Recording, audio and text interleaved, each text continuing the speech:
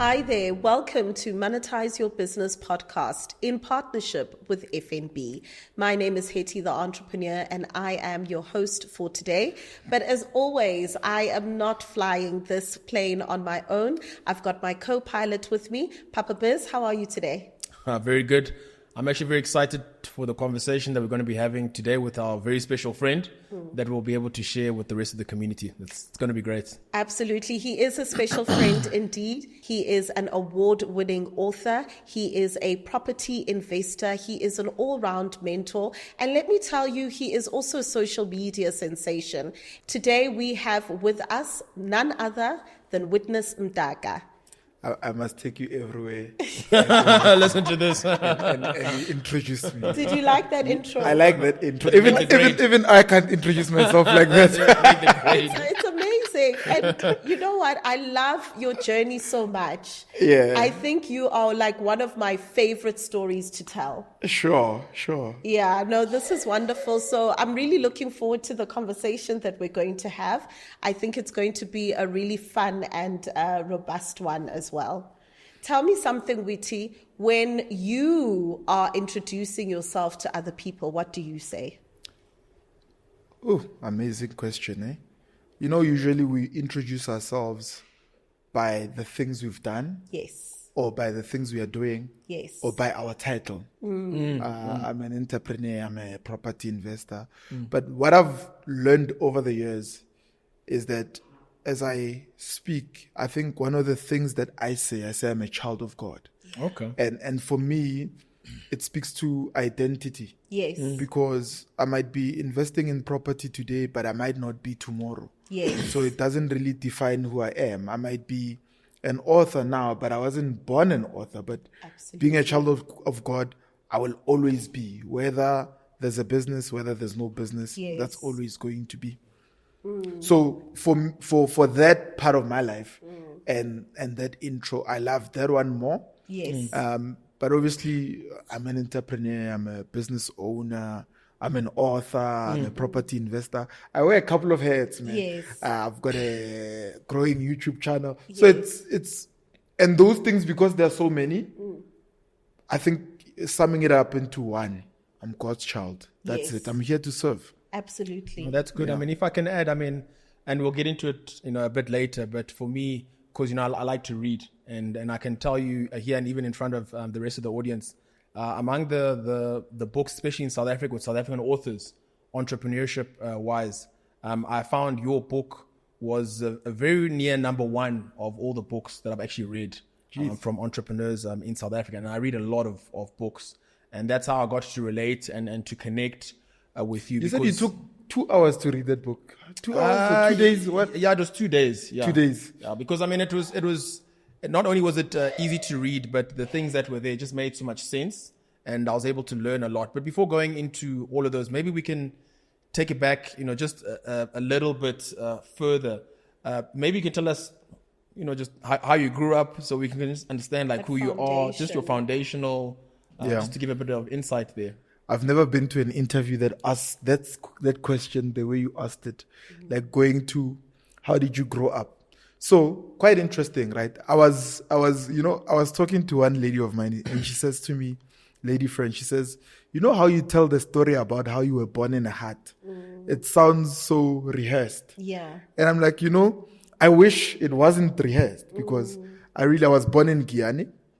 I was born in a hut. The ambulance was late. Wow.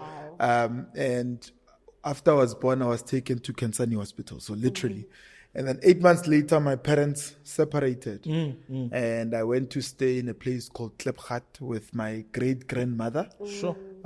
She raised me from basically from 8 months old. Yes. Till I was about 12. When she passed on. Yeah, I stayed in Klepgat. My primary school, I went to Etswana Primary School. So I went to Kitumetse Primary School. Then from there, I came to stay in Tembisa with my mother. And my grandmother was staying in Alex. So obviously I would be visiting my mother, going to Alex. So rotating between the three places, Klepgat, Alex, and Tembisa. So when I was 12, I then started staying with my mother full time. Yeah.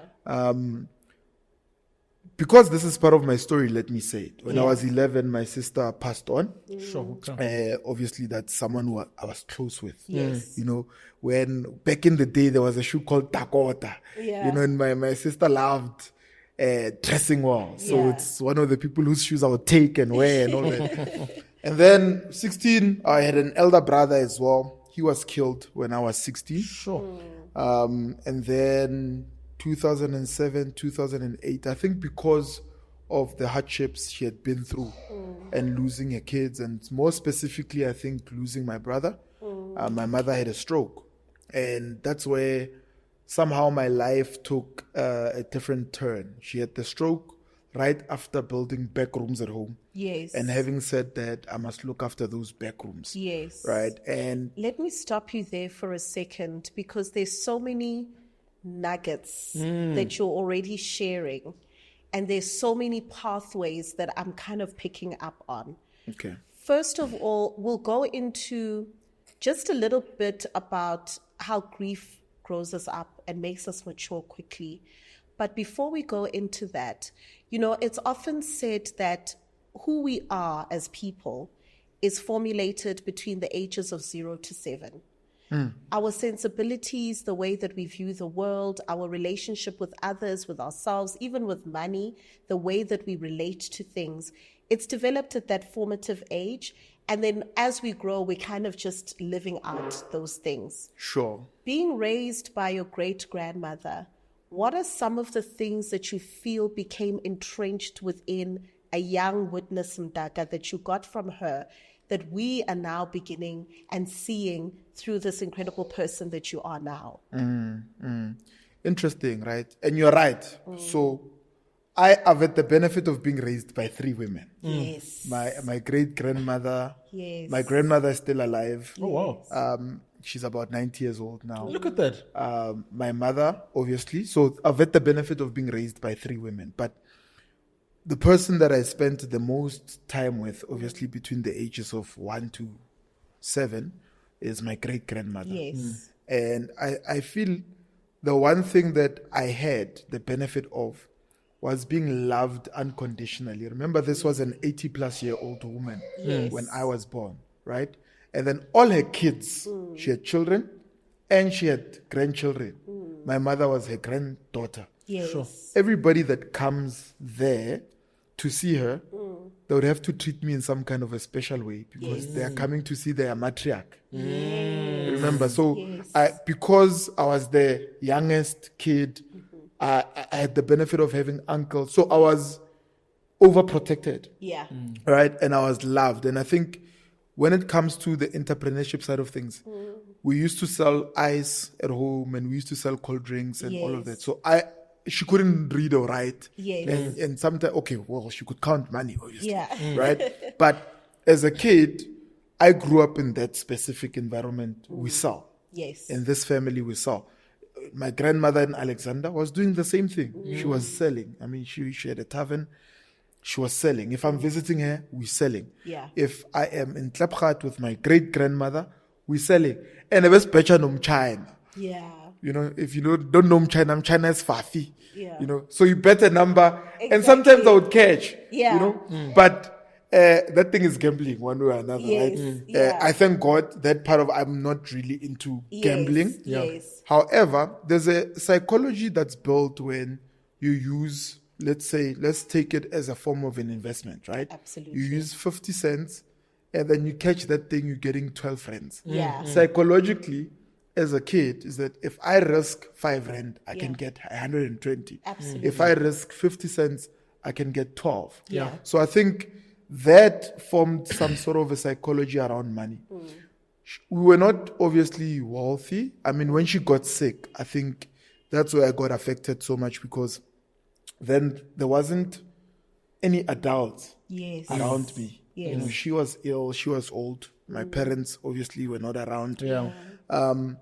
There were things that now started to show that this kid doesn't have everyone around. That's why my mother came to take me. To get you out. Okay. So there was an element of now experiencing lack for the first time. Yes. Whereas the first 7 years, I lived in abundance. You know, lived in by abundance, I mean our yard was big. So apples were planted, grapes, bananas, plums, pomegranate, lemons, guava, mango, any kind of fruit you can think of. And I'm sure even land and vastness. The openness. That openness does something. Yes. So any kind of fruit you can think of, from sugar cane, when I say papo, everything was there, you know. So that creates a sense of abundance in my mind, right? Yes. To say, now if I want something, I can walk out of the house and just plug it out of the tree. Absolutely. Right? And I don't remember at that time going to a store to buy fruits. So meaning any money that I would have as a kid, I would buy other things. But I never thought of it as an entrepreneurial journey. Yes. I didn't look at it as entrepreneurship. I looked at it as the way of life. So to answer your question, I think it's formed a mindset of abundance in my mind, right? I don't really think there's anything I really want that I cannot get to this day. That if I really, really, really, really want something, trust me, if I don't have it yet, it means I haven't wanted it long enough or enough. Because if I truly want it, I don't remember wanting something with all my heart and not getting it. Sure. So that, I think, was formed around those ages. That is powerful. You know, I often recommend people, even if you're living in a small little place, where you can plant fruits, herbs, or anything. Just that process. And you've done that at your house, eh? Yeah, that's we've done that. that. And it makes a lot of sense. The process of creating something from nothing, there is so many lessons to be learned in that.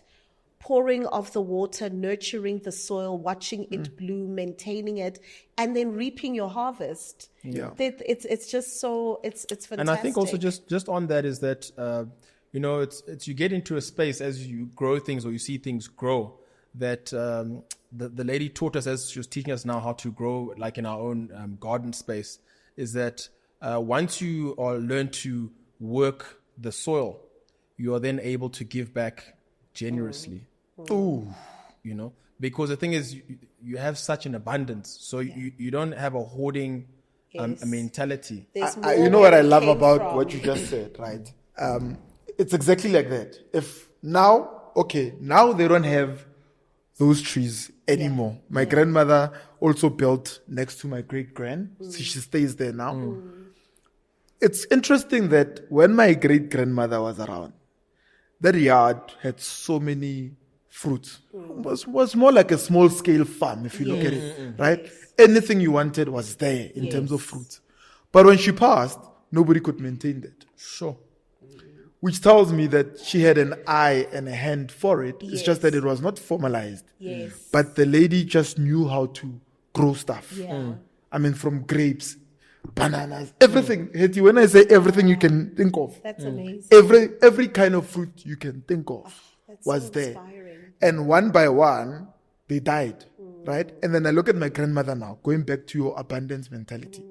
So there's still a few, maybe oranges are there, guava, no, not guava, mango I've seen, a pomegranate. So the point I'm making is when you visit my gran and you come, let's say, with a friend, she wants to fill the entire plastic with stuff. Going back to what you're saying, that because she's got so much, she just wants to You become give. a giver. You want to give because there's so much abundance. And there's power in what you just said, Papa. Because could it be that we hoard because we don't believe there's abundance?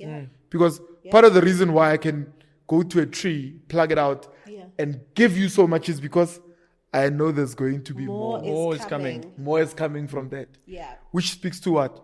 To cash flow. If you've built, let's say, a portfolio of a business or a portfolio of a property, right? Or a portfolio of equity somewhere. You've planted your trees. You know for a fact. Or you've written a book. That has got an element of cash flow and passive income. Absolutely. You know for a fact, for as long as I do my job, marketing this, getting it to the people, I'll make money. Exactly. So if I give away $100 or I give away $1,000 or 10,000, I know without a shadow of a doubt that I've planted enough trees for me to get that back from. Now, it might not always be perfect because it's a journey, right? Sometimes you've planted a tree and the seed dies, or the fruit comes out and it's not as ripe as it should be, or it's spoiled. Yeah. Right? Yabola sometimes. Yeah. You get guava and you find isbu, you Yes, get 'cause, worms. I mean, it's alive. It's alive. Yeah. Right? So the point I'm making is being able to go back to the tree Yes. and plugging something out. I always say that money does grow on trees. Yes. You know that saying that says money doesn't grow on trees? Yeah. It does grow on trees. Those trees are called ideas. Yes. You know, those trees are called ideas. For as long as you've got enough trees Yes. that you can plant and cultivate, Absolutely. because an idea must be cultivated from being just an idea to Yes. being finalized into a specific product or a specific business. Yeah. If I can You'll check, always have the money. if I can check, I mean, just to go back to two things that I'm picking up from you, because the first thing is something that I used to struggle with a lot growing up in the entrepreneurial space, because my background was around education, actuarial science. It's study, work hard, and then that's what you're going to do for 45 years. Yeah. And something that I've learned, which is an advantage you spoke about, is how as an entrepreneur you need to know how to sell. And you need to embrace being able to sell. It is so important. And just when you're talking about your upbringing, how that was ingrained within you was actually so important. Sometimes one doesn't even realize just how much of a almost an unfair advantage that one develops, because you have that from such a young age. And I mean, if you take that even back, maybe your first foray into entrepreneurship that we are aware of, that was also around the property area. Maybe you can talk a little bit about that. Yeah, quite interesting. And you're right, eh? But I never thought of it as an advantage. In fact, I remember one time we were in Alexander. My grandmother had this car, Granada, Ford Granada, right? She parked it on the streets and put fruit and vegetables. Yes. And said, my brother and I, my elder brother, must go sell. Now that bugger left me there because he didn't want to sell. Yeah. And now there was this other girl I liked. Yeah. I felt ashamed of the fact that I was selling. Yeah. I don't know if you get it. Because I was not trained to understand that selling literally can change your life. Yes. And the reason why your grandmother was even able to buy this car. It's through that. And by the way, my grandmother didn't have a driver's license. She couldn't drive. Her driver was white. Yeah. My grandmother's driver in the 90s was a white person. That know. is Power. revolutionary. Like, it was not a black. She never had a black driver. Her driver was a white guy. Uncle Des was his name. And Alex. Yeah. So she had cars, but she couldn't drive. Now that you mention what you're mentioning, it was the selling that brought that, because it wasn't her job at the municipality. She worked as a cleaner for City of Joburg. She was cleaning streets. But her brand is Mam Changan. Yes. But what did Mam Changani do? Mam Changani sold beers, she sold cold drinks. Her spot was where everybody went to chill. Yes. And she made sure that anything that's sellable, she's selling. Yeah. So I think that in and of itself, I didn't understand. Right? That's why I say I felt ashamed that other kids are playing. Other kids' parents are working. Yes. I am busy selling. Buy banana. Being ashamed that you're selling banana. Yes. If I was to go back there with my understanding now, Papa, Yeah. I would see it as a skill that cultivate this thing. Exactly. Be good at it. Yeah. You take pride actually in it now. I don't even think my grandmother was cultivating it when she was saying, she was just saying, you can't be doing nothing. Yeah. Go sell, do something. So it does have an element of an advantage, when it comes to that. But going into now rooms, my mother was a nurse. Okay. Right? And she was a single parent. Yeah. Obviously, my grandmother is her mother. Yes. Who also loved selling, Okay. right?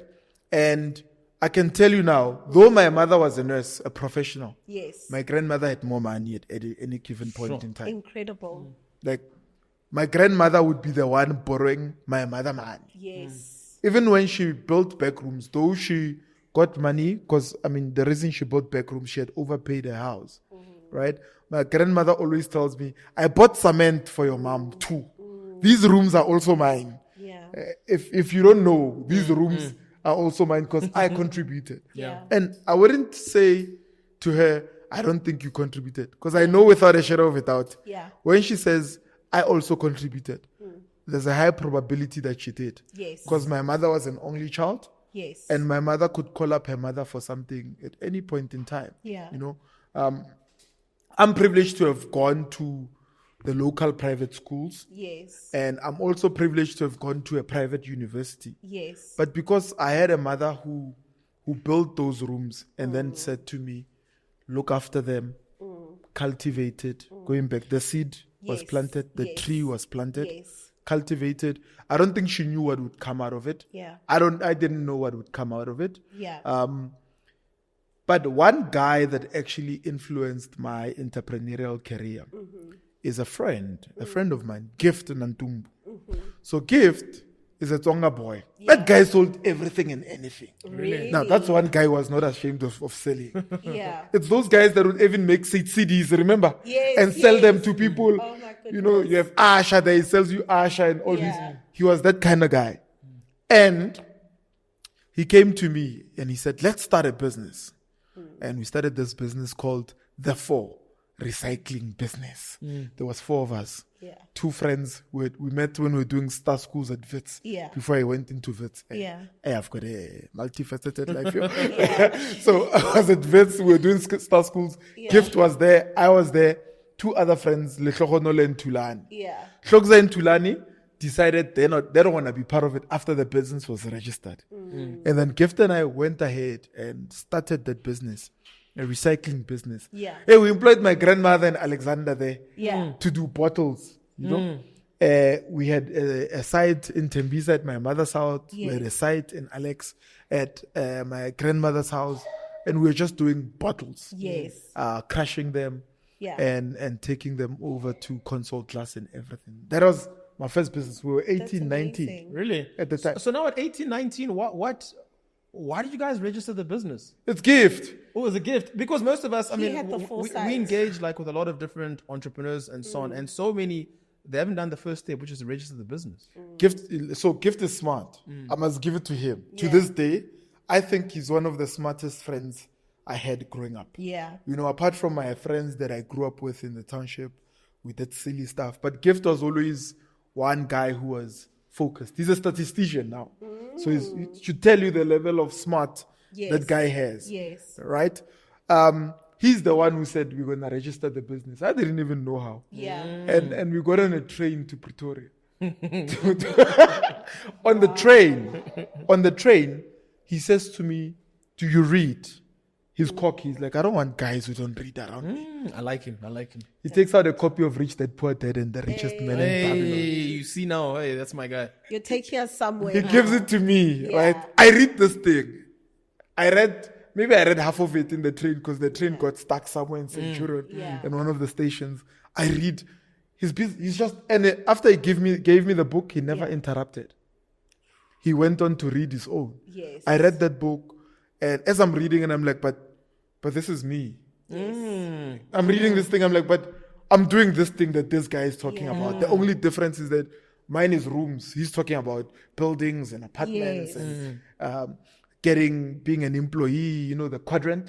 Yes. Employee, self-employed, Business owner, investor. I'm like, Yes. okay, where do I fall in this thing? And I'm like, but hang on.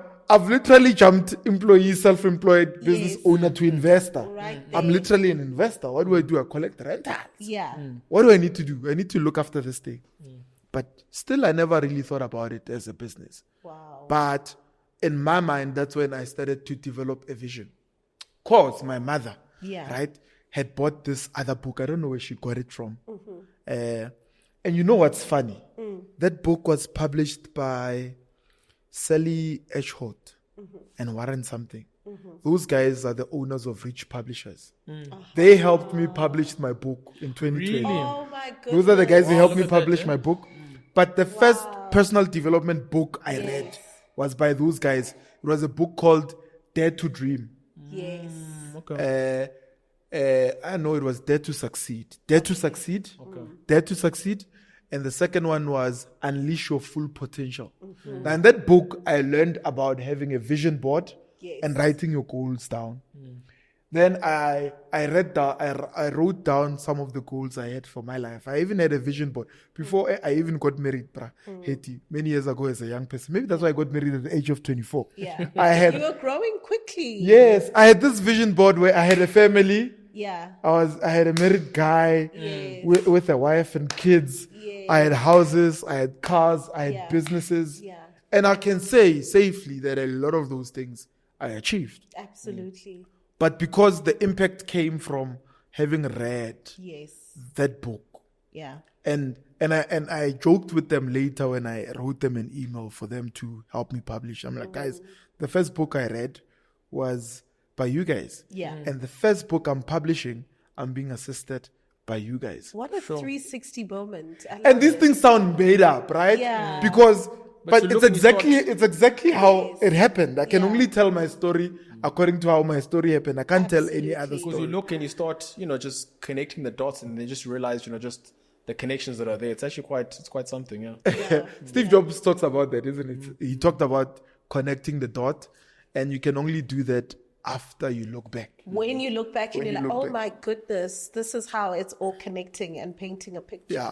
So that's how I eventually, got into entrepreneurship. It was gift. Yeah. He impacted my life so much. Yeah.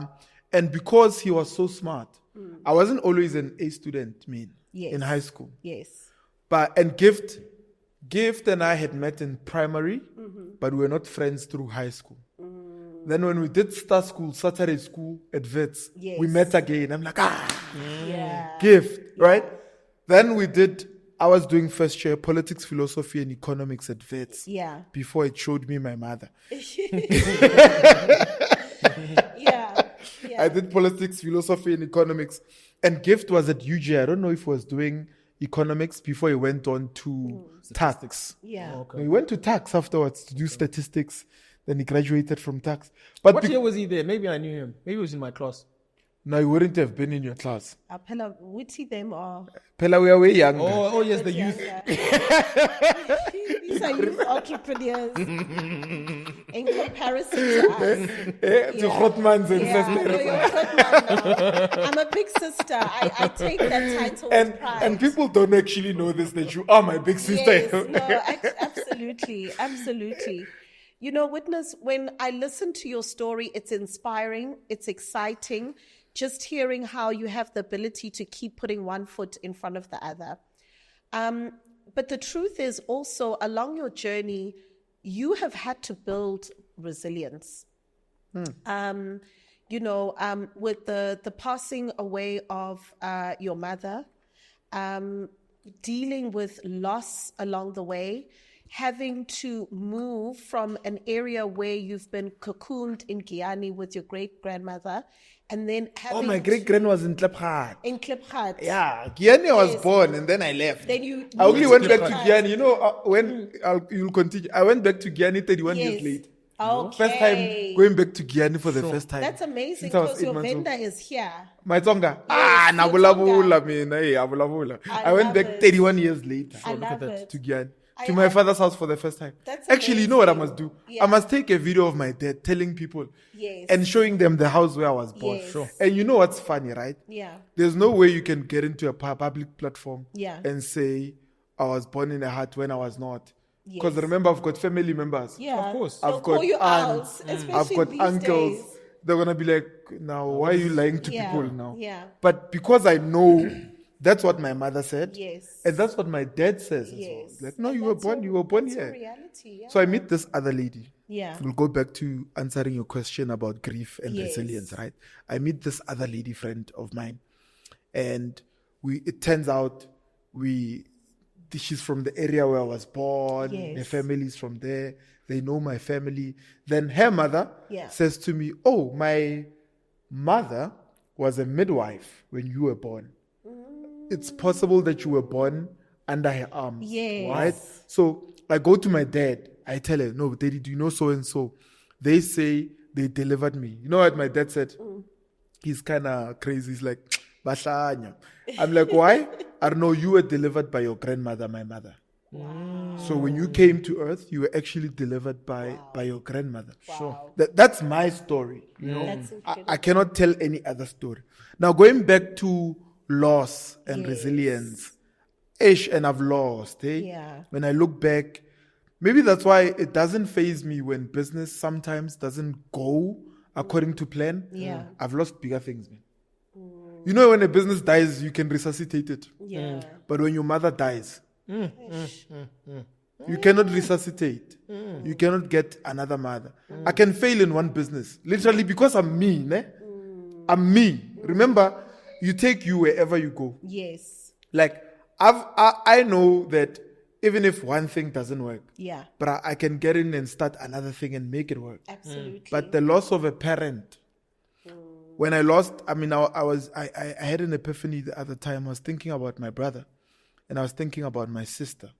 And I told a friend, I'm like, if my siblings were here, I think even life would probably be slightly different. Yes. Because, I mean, my brother died just when I was about to graduate. Sure. He was killed. So the pain of that, the pain of actually, I actually picked my brother up on the street. Oh my Sure. God. I'm the one beaten, unconscious, driven over by gang. So I picked the guy up there, and a couple of days later, he died. And after that, I didn't know how my life would be. Yes. Right? But it has taught me, if I've lost my brother, I've lost my sister, I've lost my mother, you know, I went through a divorce, and you guys would ask, how come you going through divorce but you're not grieving like someone who should? Bruh, I've dealt with bigger loss. Sure. Yes. Sure. So it has helped me to know where to put loss and the gravity of things. Yes. It gives you perspective. Gives me perspective. Where do we put this loss? When a loss happens, I ask, where do we put it? If it's a business loss, I'm like, okay, it's a business loss. Life is still in me. Okay. So I can recover. Yeah. I've got, all I need is time. I hear you. I can recover this So thing. you can feel it, but you know how to categorize it and put it in context. So it doesn't overwhelm everything now. Yes, because entrepreneurs have got the tendency of making the business their life. The fact that I'm in property today and people call me the property guy doesn't mean if one day property fails, I can't now have an identity. Hey, Haibo. Yeah. Haibo, I wasn't born with a Marketing guy property. or Me. the whatever. Hey, I can Yes. wake up. I studied.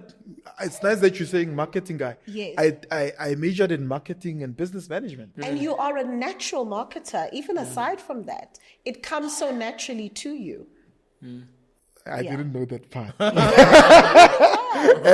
and you know, Hetty knows these things. So if she's saying it, Oh, absolutely. so I look at that and I'm like, okay, you can pivot in life, man. For as long as there's life in you, Yes. you can pivot and be anything you want to be. Yeah. Yeah, and I think that's a very important lesson, and it's for all types of entrepreneurs actually, because I remember when we went through as well, and I didn't really have this perspective. The first store, so we used to have stores back in the day with African clothing. That was our first foray into entrepreneurship. And I remember after opening a couple of stores, the very first store that we closed, it was very, very, very emotional. Very, because now this had become part of identity and everything. Jeez. And I have 20 stores. Yeah. And now, you Feel know, like your when baby. you talk about it, it's really useful because, you know, just to put it into perspective. Because, I mean, you know, there's different, more heightened senses of loss than a financial loss. You know? And I think, you know, when I look at you, I mean, it's been property, you know, an author, and the different areas that you're going into now. I mean, it's quite varied and showcases, and I keep going back to it, where sometimes one is going through different things in life and it doesn't really make sense. And when one looks back and they're connecting the dots, it then comes across like, I've actually got an unfair advantage here because I've experienced this and I'm able to deal with it way better than other people. And I say unfair because it's not something that you purposely sought out to have, but you have it, and now you're able to utilize it for yourself to make better decisions and to be able to make the changes that are actually required to move your life forward. So there's something about adversity that actually draws out something in a man that's ready to grow. Adversity can either shrink you, or it can allow you to catapult yourself to a different level that you've never been. And I mean, I'm not sitting here saying everybody that goes through adversity, they make it. There are people who've been through not even circumstances half mine. That sinks them. You know. So I think I'm quite blessed in the sense that I'm able to look at life and say, how do I navigate it without necessarily taking what's happening and internalizing it and making it part of my identity? Yes. I lost my mom. That's not my identity. Yes. It's something you've experienced. It's something I've experienced, right? I lost my brother. That's not my identity. If I lose a business, Papa, it's not my identity. That's why it's okay to start one business and see an opportunity in another one. And as long as you've got the skills for that one, start it. If you've got the skills to write a book, write it. Because one guy will say, why are you writing books? I've got the skills. Exactly. I've got the skills. Why are you on social media? I'm good at it. What must happen? Why not you? I mean, and besides, you know, when you do something, the feedback is in you receiving and understanding, I'm actually good at this thing. Yes. Right? And now the question becomes, and by the way, the fact that you're good at it, still, it's not your identity. Yes. Even still. Yeah. It's important for you to have an identity outside of what you do and what you have. Remember in the beginning I said I'm a child of God. Yes. That's my identity. Yes, that's what you're rooted in. My primary identity is that I'm a child of God. Now, obviously I've got parents, I've got a family, I've got somewhere where I come from.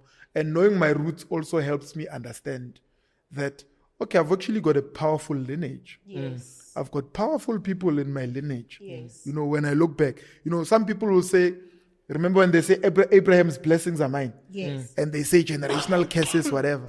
Yes. Abraham, even you and your family, there are generational blessings. Yes. Yes. There are generational blessings. There are traits that your family has that if you look into and take it, you can actually use it to build your life. So I think in that manner, in terms of putting things into perspective, so that I don't overwhelm myself. I love the roots analogy because if you think about a tree, if you are really rooted in something, everything else that we do in life is just exploring the different branches. True. And even when we look at a tree, there's season for everything.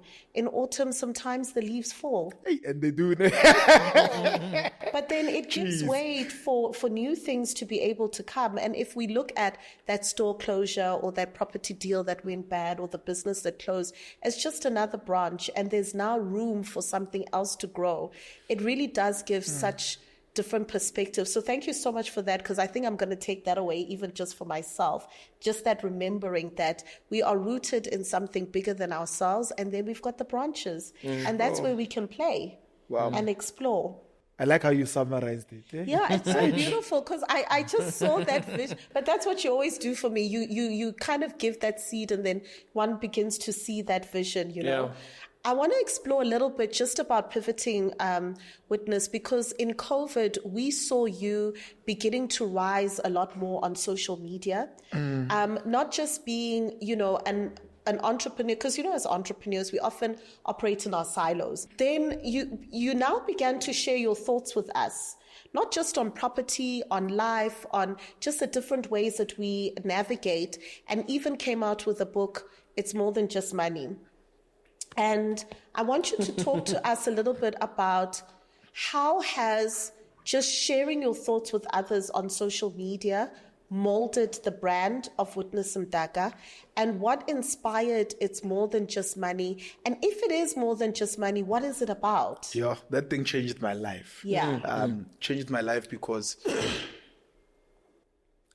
it gave me purpose. And why do I say that? I started writing posts only on social media because literally I had this desire to help whoever it is that is out there. Here's a message. But I wasn't direct in saying whoever it is. I was just writing my posts. I was minding my business, but writing my posts. They began to trend. Then when they trended, I think that's where the monetizer in me came in and said, but why am I trending for free? Yes. What's the purpose of just trending for the sake of it? Then I said, if I reach 10,000 followers, I'll write a book. After a day or two, I had 10,000 followers. Look at that, eh? Then I'm like, now I have to write this you have book. to do this thing. Then I said, before I write this book, let me put it out there. I said, guys, I'm going to write a book. But before I write it, I want 100 people to order it first. 100 people ordered a book that didn't exist. I love that. Then I was forced to write it. And that's an actual strategy that people study. That's why I said you're a natural marketer. This is a clear example of that. Because that's a strategy people study to get pre-sales in order to fund their projects. And when it came to you like that, do you see? Yeah.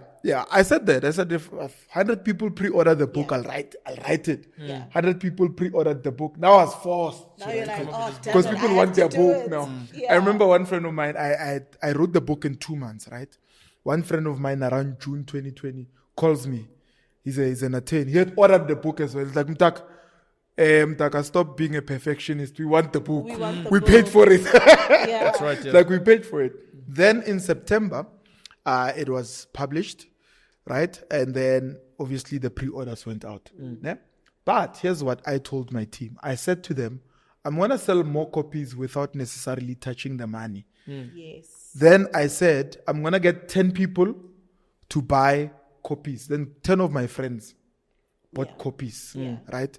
And I took their money, went to print copies, then came back, put the message out there. Then 1,000 people bought 1,000 copies within a week. Right? That was the first 1,000 copies that we sold. We sold a lot of thousands of copies now. But that for me was a demonstration. I also wanted to demonstrate the entrepreneurial side. That maybe for someone who's watching, you can be an entrepreneur in anything. Yes. Trust me, you can. I took It's More Than Just Money, right? Yes. It's a book. Yes. Then we turned it into the It's More Than Just Money movement. You helped me strategize around that. Do you remember? Absolutely. We strategized the It's More Than Just Money movement. And now you are going around all the over, country. even out of the country. Even out of the country now, right? Yeah. So we strategized that. And around the time I was even going through divorce. And a lot of my friends, including you, were saying, do the movement, travel, get your mind off things. Then I was like, okay, it's an opportunity to get my mind off things. But then it built momentum. After it built momentum, then it turned into us now starting a YouTube channel. It's More Than Just Money YouTube channel. It grew. Then there's a mentorship aspect to it. Then there became an aspect of doing seminars. And engaging people and creating an opportunity for thousands of people to prosper. And this I say with humility. Like where you meet somebody and they say, I was a cleaner, but I've got properties because I read your book. Look at that. Look at that. You know, this past weekend, a guy says to me, he says, Witness, I'm in Bloom because I'm deployed as a soldier. But the first time I read your book, I was in Congo. Someone brought the book from South Africa and they didn't read it. So I took it. I read the book. I bought 2 properties since I read the book. Incredible. But the guy who brought the book, he has not bought a property because he hasn't read the book. That's how it is. Sometimes you have a gold mine on your shelf, but you haven't taken it off the shelf. And it's like, I bought today's ticket just to come shake your hand. Wow. I bought it's $1,000. I bought the ticket.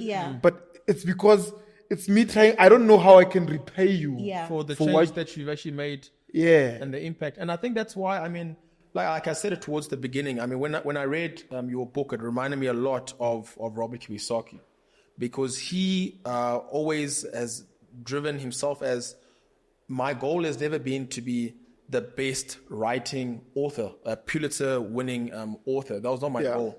My goal was to be the best selling author, because what I put in here, people can make changes in their life immediately. Have impact immediately. And when I read your book as well, I read through it and I thought, but that's exactly what he's done here. Immediately one can go and be able to make changes in their life. And like you said, it didn't take me long to read. because it was also so practical. But you're a nerd, so. Well, I accept that. It's not my, as we've discussed, it's not my identity. Good one. It's one of the things one of the things that belongs to me, my identity. But yeah, no. So I mean, so that's why it's been good to see the changes and even just the strategies of monetization that you put in place to be able to, as Hetty alludes to, just branch off in the different areas as well. Like with the seminars, the movement, the podcast, the YouTube. I mean, one doesn't have to stay just in one place. Yes. One was able to grow.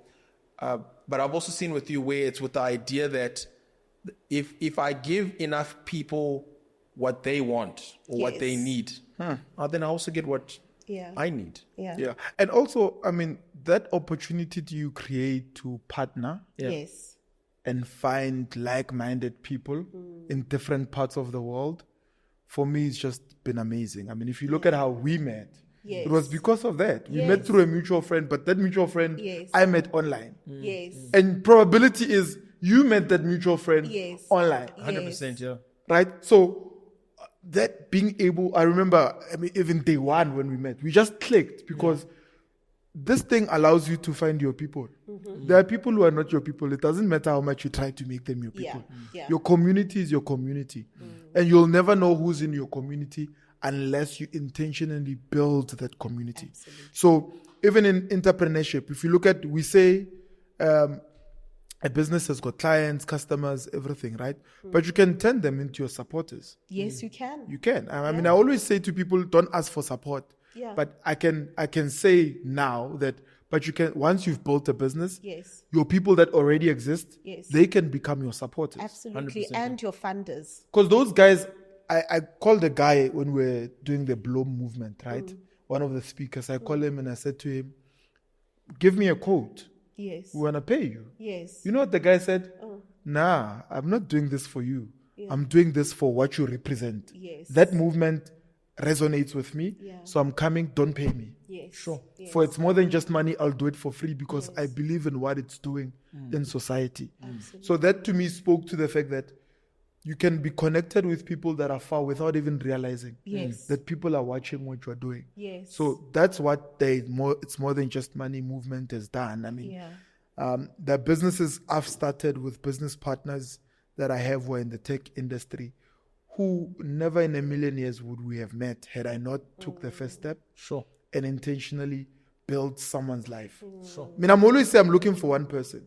Even me coming here, I'm hoping just one person is watching, impact their life. That's it. Absolutely.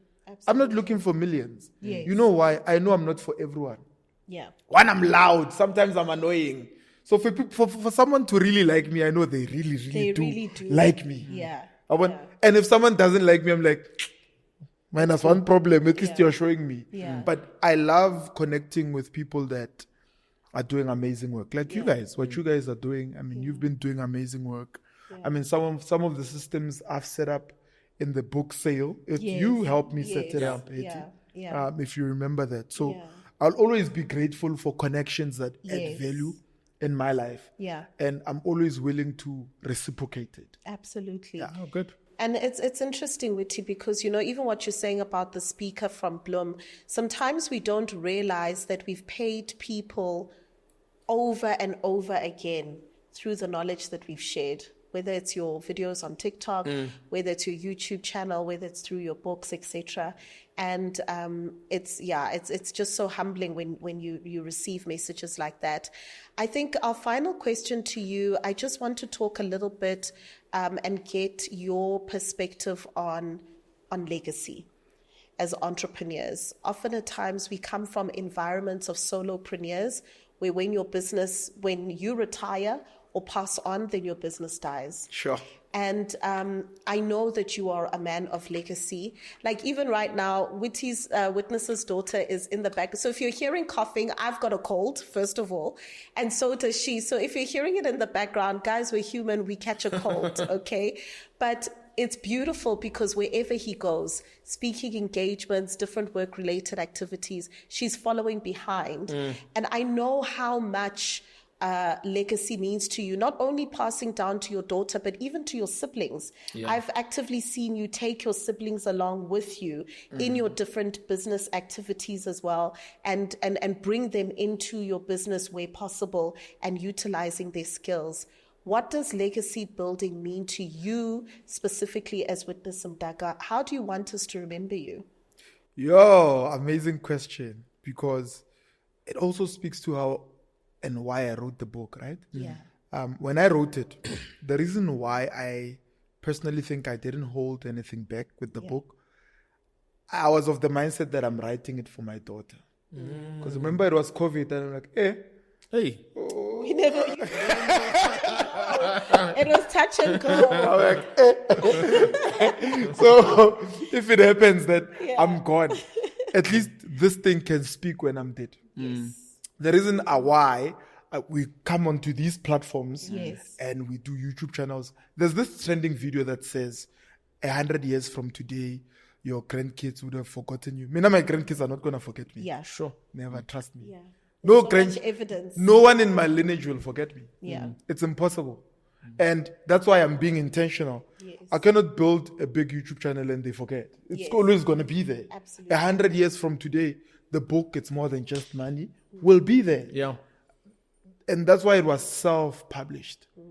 It was self-published because I wanted control of the rights. Yes. Because the rights can be handed over from generation to generation. Yeah. Absolutely. You understand? And that's what, for me, legacy building is. And you know, she asked me when we were driving from the Northwest, my daughter is like, where are we going? I'm like, we went to the studio, we're going to shoot. And she's like, oh, okay, studio. And she says, is it like It's More Than Just Money? Because she knows we shoot as well. Yeah. I'm like, yeah, similar. And she's like, oh, okay. Then they watch, then they put money in your card. So that's how you make money. She's connecting the dots. She's connecting the dots. Yeah. I'm like, yes, that's how we, long and short of it, that's how we make the money. She's like, okay, I understand. Let's go, we shoot. Let's go to studio. Yeah. So it's important for me, for her to also get it. Absolutely. For anyone in my lineage and in my family to get it. Why do we do what we do? We do what we do because we want to be able to give back. Yes. And the best way to start giving back is to give out the knowledge to our kids. You know, I always say this quote that we don't borrow, we don't inherit the earth from our fathers or our parents. We merely borrow it from our children. Yeah. And we got to hand it over back to them. Absolutely. You know, and the question is, what am I doing with what my children have borrowed to me? You know, they've entrusted me with the responsibility of being their father. What a privilege.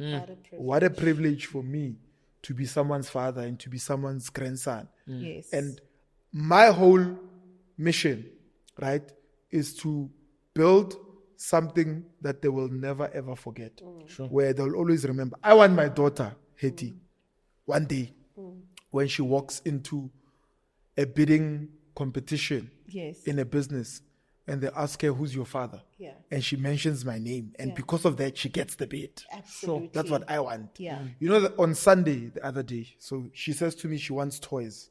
We go to the shops. On the till, someone recognizes me. They greet me. I greet them back. As I'm about to pay, the guy comes running.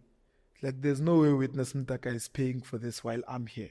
Wow. It's like, brother, do not. And I'd already tapped. Yes. It's like, because you've tapped, let me see how much is this. Here's the money. Sure. Wow. Thank you for impacting our lives. Sure. So I want her to be able to experience that. I say it's more than just money. What value are you bringing to society? Absolutely. Because money follows value. Money follows preparation. Money follows commitment. Money follows good relationships. Yes. You need to have good relationships with people.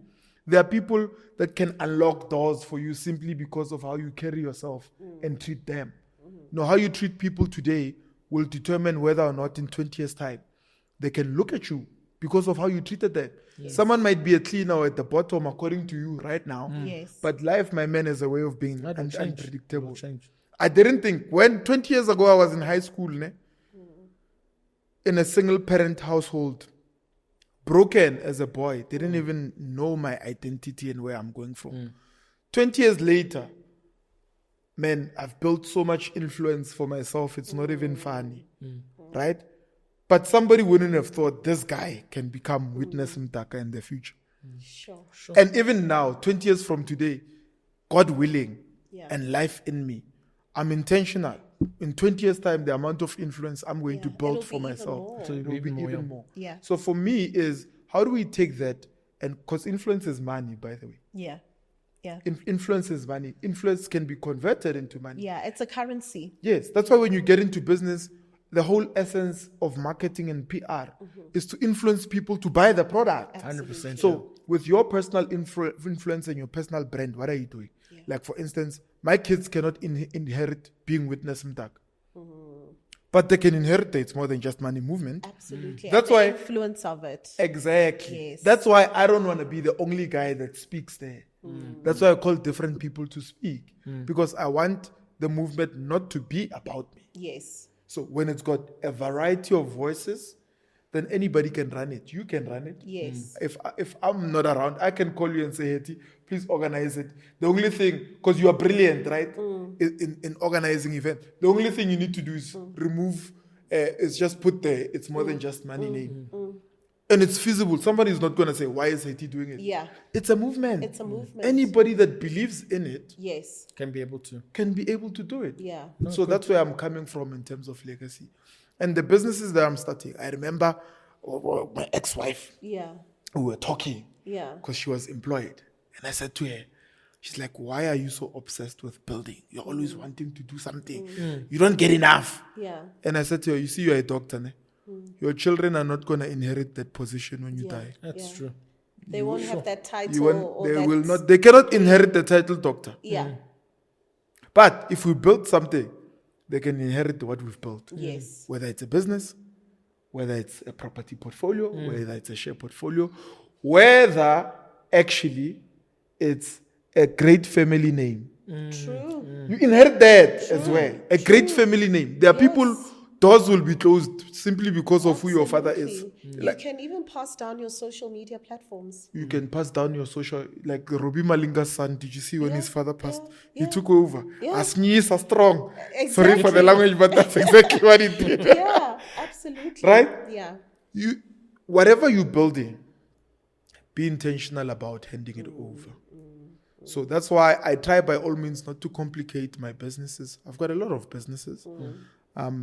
I don't complicate my structure. I keep it simple. Yeah.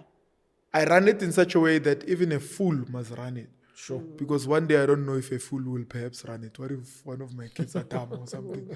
And they must run this thing. So it must be in such a way that even if this guy, you call him, he can run it and make money. Yeah. Yeah.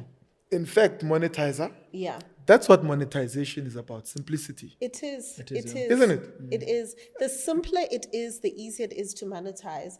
The more difficult it is, who's going to understand it? And you showed me that. Yeah. Witty, simplify this thing. Yeah. Yeah. In fact, at some point, I was not even interested in doing events. You forced me and pushed me into that. But there was a simplicity element to it. Yes. Yes. My writing style, simple, straight to the point. Yes. How I speak, Yeah. man, I went to private schools. You know, if I want, I can twang. Yeah. If I really, like, if I really, really want to, Yes. I can speak in a way that Yeah. puts me in a different light. Yeah. But I don't, because I want to be simple. Exactly. I think just in closing, I think one thing that I've seen and that I've just learned here, just reiterated something that I've learned recently is that people who are wealthy, they're actually very obsessive with passing down knowledge to their children about money and how money works, what it is and what it is not. Because, going through that hard working process, they want to make sure that the second generation and the third generation and the fourth generation don't stuff it up. And by what you've been talking about in making it simple, it actually takes me back in terms of looking at legacy, in terms of what you're doing even now to make sure that no matter what comes afterwards, they'll be able to take it on board and grow it even further from there. So I've really appreciated that, what you've shared from us. And it's cool. Yeah. No, absolutely. That's been a brilliant takeaway. Thank you, Papa. Thank you also, Witness, for your time. that unfortunately brings us to the end of this conversation. It's been absolutely amazing. We are bringing you incredible guests. Witness Mdaka has really shared with us such fantastic insights. I think my biggest takeaway is being rooted in something that is so much bigger than yourself and allowing different expressions of yourself and your business to come through the branches, and understanding that branches have seasons. Sometimes it withers away, but when it does, it opens up space for something new and something even better from the lessons that we've learned. But nothing can grow in a soil that is not nurtured and that is not poured into. So the foundation and the environment is so important, which is what we witnessed in Witness's story between the ages of 0 to 7, and how that abundance mentality has filtered through his entire life. What an incredible story. We will definitely share all the details of how to find Witness on social media platforms, links to his book and everything within the description box below.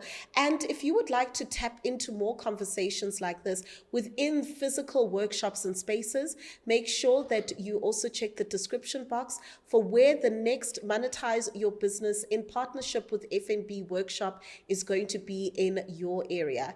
Until next time, bye-bye for now.